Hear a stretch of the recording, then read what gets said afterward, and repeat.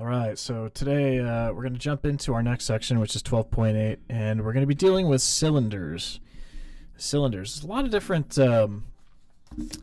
different applications involving the use of cylinders, and so today we're going to take a look at a few. Let's go ahead and jump into the notes here. So, as per usual, I'm just going to walk through these notes, and then we'll work on some problems. So, a circular cylinder, it's a geometric solid with a curved lateral surface and circles as parallel bases. That's a very fancy definition.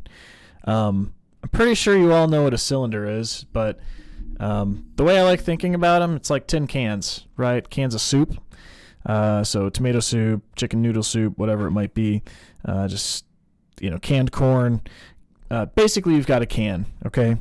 Some of them are a little slanted. Some of them are actually perfectly straight up. So right cylinders or just a cylinder in general is just... A right cylinder is kind of like a type of cylinder. So remember the volume of the prism. We've got it defined as V is equal to B times H. B is going to be the area of the base. And so the important thing to remember here is that since we're dealing with circles, the area of the base is specifically going to be... the area of a circle. So we've got pi r squared. So again, I kind of mentioned when we did when we worked with circles, the big thing that we were really going to focus on was using radius instead of diameter. Diameter is not very commonly used for measurements with circles, and so we're going to use the radius, which if you remember is from the center point, the distance from the center point to the edge. So the area of the base is going to be pi r squared. And so when we make the substitution, we're going to have the volume is equal to just pi r squared, which is the area of the base, times the height. So we add that extra dimension of height into it. And we call the height, in this case, the altitude. All right, lateral surface area. This one actually, if you kind of think about it, like, when you think about the area of a curved surface, it's like, wow, there's got to be some kind of fancy formula for that. It's actually not as terribly complicated as you would think. And again, if you kind of think of it like a tin can, kind of like what we just mentioned earlier a few minutes ago, imagine you cut the lid off, okay, and you cut the bottom off. So you've got these like basically two circles, right, for the top and the bottom. And then on top of it, what you do is if you take the can, what's left of it, and you cut the can up, from bottom to top or top to bottom, whatever, and you've got this like, how do I describe it? You've got this can right here. If you open it up like this, it turns into a flat rectangle, okay? That's generally what happens here with these. You can kind of see it. This thing, it is a curved surface, but if we curl it around, then we actually get the length of that rectangle. And in this case, the length of the rectangle is actually just the circumference of the circle. So the circumference is the perimeter of the circle of the top or bottom, and that is just going to turn out to be our length. So in fact, we can find the area pretty seamlessly. The lateral surface area, or the surface area around the outside, not including the top, is just going to be length times the height, and the length in this case is just 2 pi r. So we've got 2 pi r times the height, and that's going to be the lateral surface area. If we did the complete or total surface area, we would also include the area of the top and the bottom as well. All right, let's go ahead and jump into our notes here. Let me pull this up. And whoop. I guess our problems, that's really what we're working on right now. All right, so I'm going to try to draw some of these. I guess we'll see how it goes. My drawing it's really actually kind of funny. I feel like I'm better at drawing three-dimensional stuff than two-dimensional stuff. So imagine I've got like a curved cylinder here. Okay, so this is, and we've got this height coming out of the edge there. So this is a not a right cylinder. This is a right angle right there that forms it. And the height is going to be 31.0 millimeters. And imagine they tell us that the radius, so this thing, is going to be 13 millimeters. All right, so we've got these things, and the question itself asks us to determine the volume, okay? So if you remember correctly, the volume is equal to base times height. And we make the substitution. Remember, the base is going to be the pi r squared. Pi r squared times my h. And for pi, as always, we're going to be using 3.14 as our measurement. The radius is going to be 13.0 squared, and then the height is going to be 31.0. Now remember, this is in millimeters, so we need to make sure that our units are in millimeters at the very end. When we multiply this all out, you're going to get 16,450.46. And since we want what looks like 3 significant digits, I'm going to approximate this down to 16500. And this is going to be millimeters cubed. Okay. We're using a cube here, this cubic value, purely because we're dealing with volume. And so when we deal with area, it's squared, volume's cube, just as that's a quick reminder for you. All right, let's do another one. This next question is kind of interesting. It's almost like you've got like a tin can kind of in between. So we have kind of this cylinder shape. Here's question 6. We've got this cylinder shape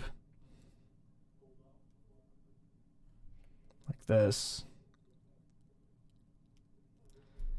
And we've got this actually kind of cylinder kind of embedded with empty space. So you can kind of think of this as like, I don't know if anyone has done like plumbing in here, but like a coupler, like where you've got like this kind of poly pipe or poly PVC, right? So you've got like this kind of volume around the edge, but then there's a hole in the middle of it. So it's kind of like a poly pipe in a way, or PVC pipe. So here's what we need to do. If we've got multiple things happening here, they give us, for the most part, the radius of the small, and I'm going to mark it in this color here, blue.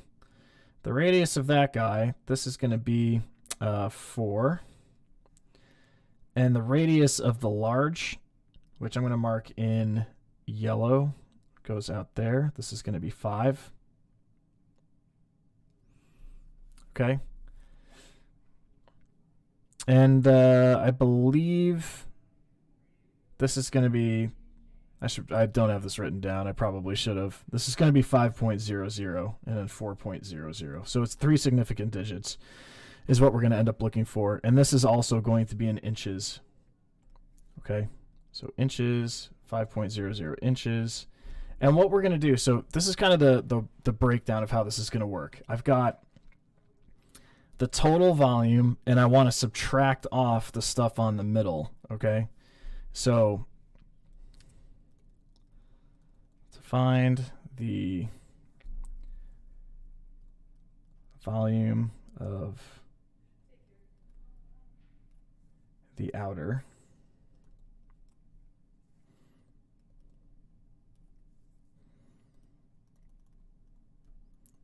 find the volume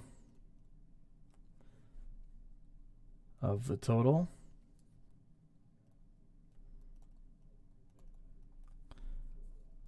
and subtract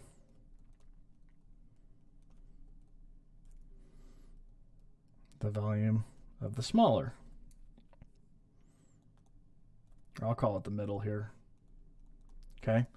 So here's how it's going to work. We've got the volume of the large, and we're subtracting the volume of the small. Okay. So let's go ahead and figure this out. This is going to be pi r squared h minus And the r here is going to be the radius of the larger one. I'll call it RL, minus pi r squared h, but this is the radius of the smaller one. And so we can make our substitutions. 3.14. Our radius, in this case of the large one, is going to be 5.00 squared times, the height. I forgot to mention that. This is going to be a height of 2 inches, 2.00 inches. Okay. Oops. 3.14 times 4.00 inches squared. I guess I don't need the units right now. I could do it at the very end, as long as you remember what they are. Squared, and then 2.00 here. And you can work all that out, but what you're going to get is 157 minus 100.48. And so that is going to produce a 56.25. That's a weird decimal point. Let's put that in a better spot. There we go. Okay. But since we're 3 significant digits right up top, we're going to do 56.5. Oh, I got this backwards. 56.52. No wonder why. Okay, there we go. 56.5 inches, and since this is a volume, it's going to be cubed. Okay? So that is generally how it works on this particular problem. All right.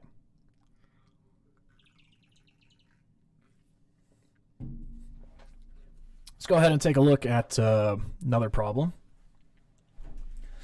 This next one is kind of similar to this one that we just did, except the outer shape is a little different. So in this one, we actually had, this previous one, we had 2 cylinders, kind of a larger one, and then like a smaller one inside of it. In this problem, we actually have like a box, okay? So we've got a box. Yeah, how do I want to draw this?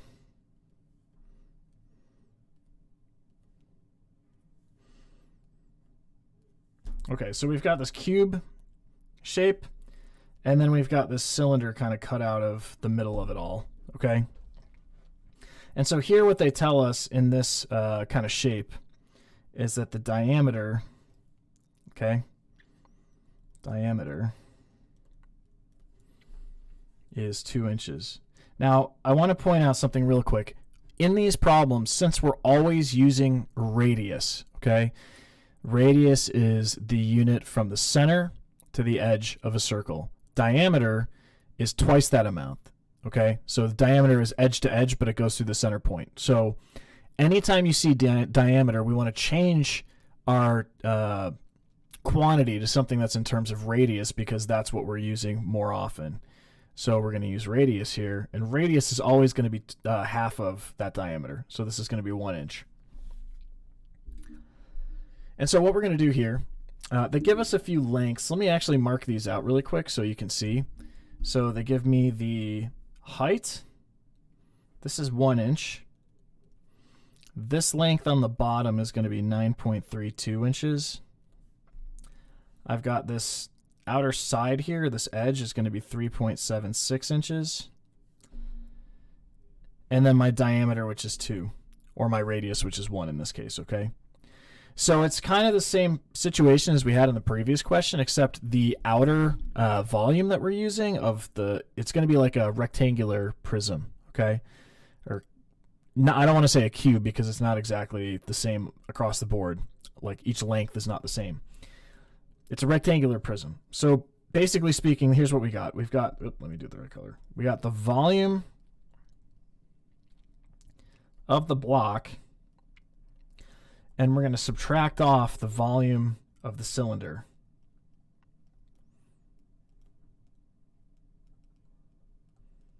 And that's going to give me the total surface area, not the surface area, the volume of all that stuff, okay? So if you've got this block that's got this cylinder kind of drilled right into the middle of it, then this is what happens.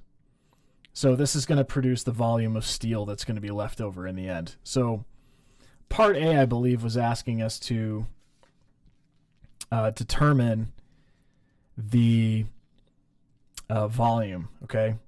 So there's two parts on this question. One is to determine the volume, and then the second one is to determine the weight of the steel that needs to be given on this kind of schematic drawing.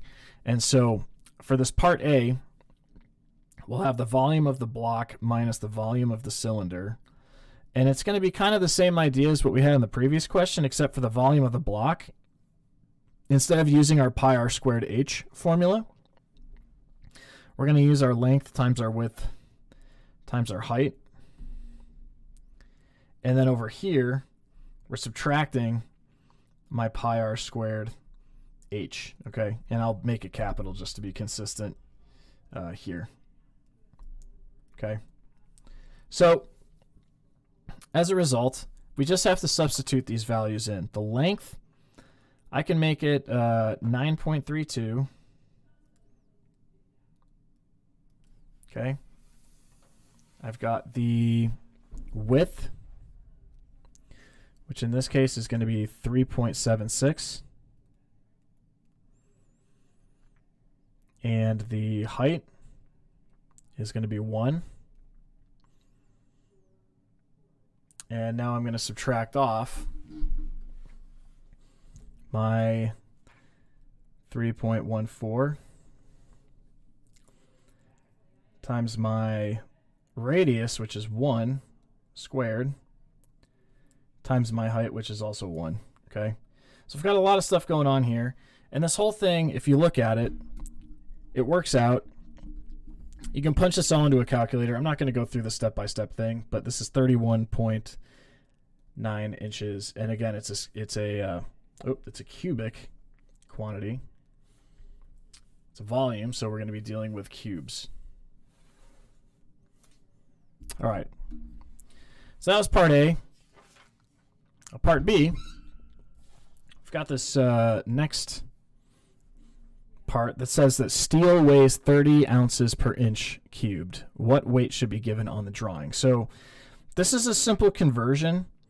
So we know what the cubic, what the volume is, and we just have to multiply that by the amount of ounces or the weight that's inside of each cubic inch. So 31.9 inches cubed. We're going to multiply this by 30 ounces over 1 inch cubed. And my units here are going to cancel. And so I'm left with 31.9 times 30 ounces. And this thing works out to being 957 ounces. So that's question number 14.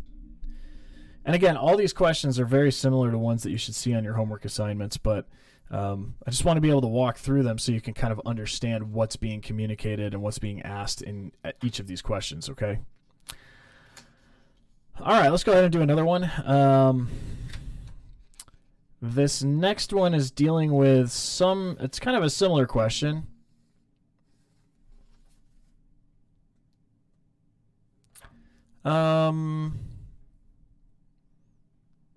All right, so I've got this cylinder, and we need to find the lateral surface area and the total surface area. Okay, so this is question 16.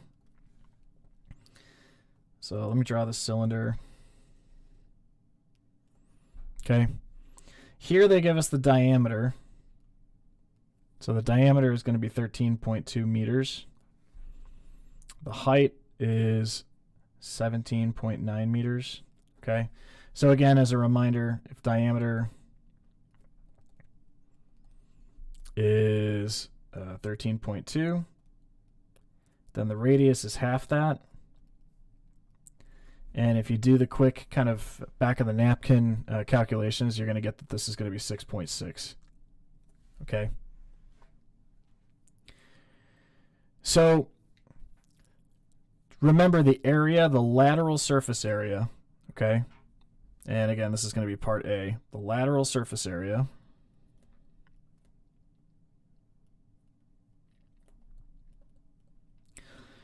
we have to kind of think of it like a tin can where you cut it. So it's a square, which we have the circumference of the outside of the circle, and we're multiplying it by the height to get the lateral surface area. So the circumference, if you remember, is going to be 2 pi r, and we multiply this by the height.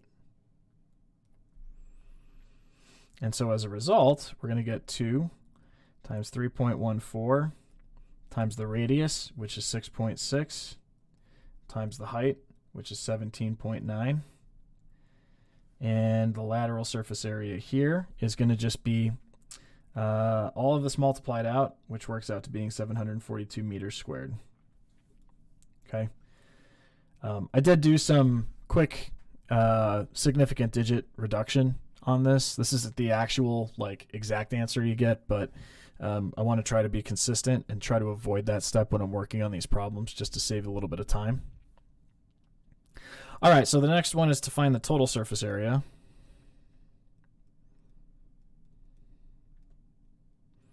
And if you remember, the total surface area is going to be the lateral surface area, which I'll call LSA, plus the top, plus the bottom. Okay?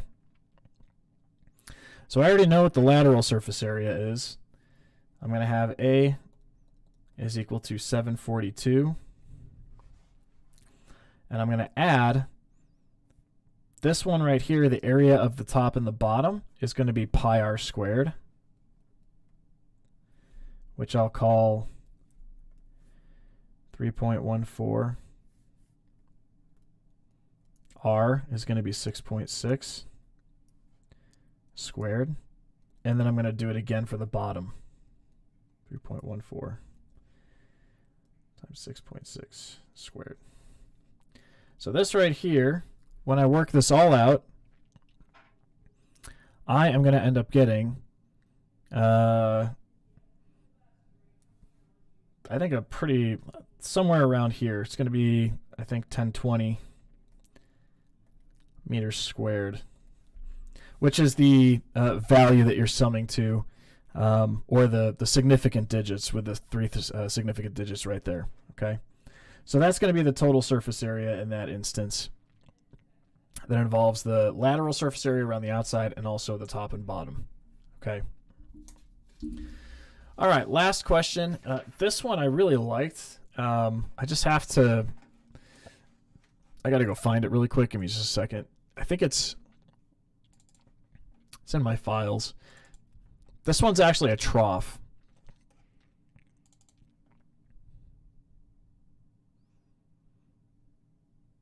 Oh, I do not have it, actually. Shoot. Okay, well, you're going to see this on your homework. Gosh, I don't even know if I can draw this. All right, pause, please. All right, I went and found it, and you have this kind of trough-looking figure. And I want to point out that this is a half circle, okay? Everything that we've done up till now has kind of involved the use of... well, pretty much it's just been a full tin can, okay? But, you know, if you're working with animals and you have a trough, you got to figure out, in this case, how much sheet metal there is. So let's go ahead and figure that out. So we've got the diameter is 10, the length is 14, and it's a half circle, okay? So,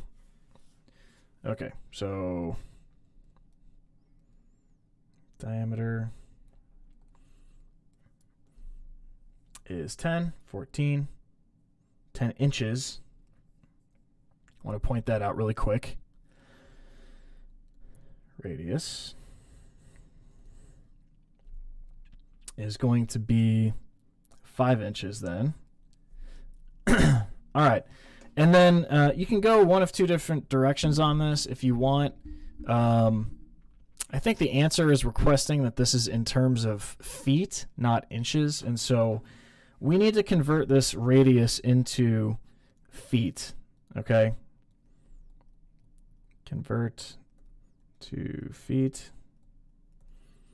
So 5 inches And 1 foot is in 12 inches in 1 foot. So we've got 12 inches down below and 1 foot above. So the feet or the inches are going to cancel out, and I'm going to be left with 5/12. Okay, I'm going to leave it like this as a fraction. You can punch it in as a decimal, but it's actually a repeating decimal, so I would just kind of leave it as the fraction for now. And so what we need to do is we need to figure out how much material, how many square feet of sheet metal is needed. Okay, so first off, let's just find the total surface area. And I'm not going to do it as like a half circle. Okay, I'm going to treat it as though it's an entire cylinder that's just laid on its side where I've got the full thing kind of completely wrapped. So the total surface area included. So the total surface area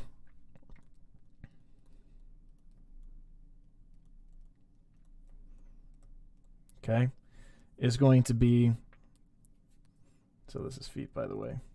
The total surface area is going to be the circumference times the height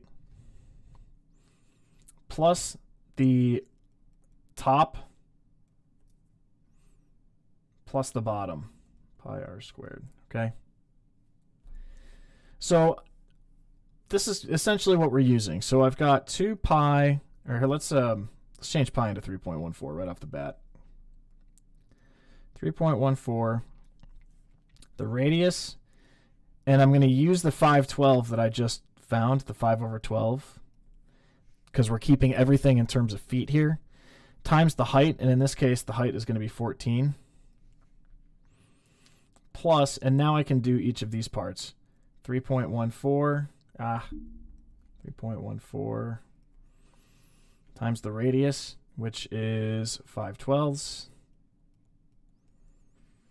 squared, plus 3.14 times 5/12 squared.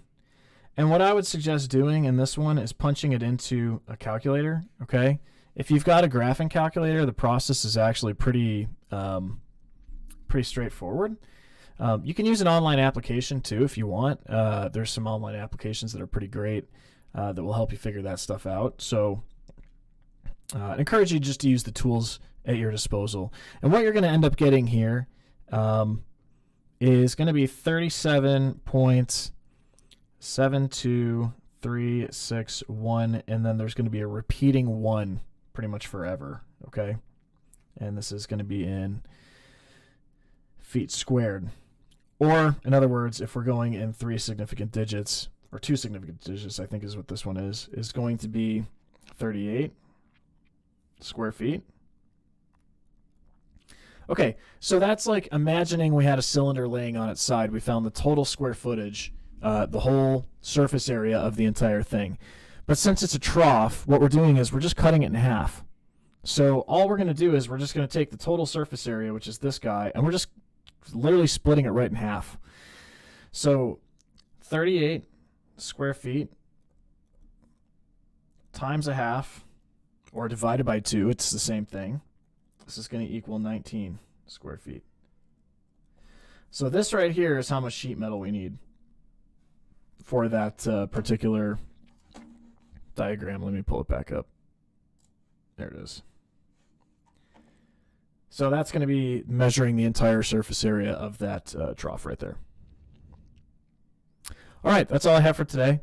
Feel free to reach out to me if you have any questions. I don't know if people know this, but right now, if you go to WebAssign,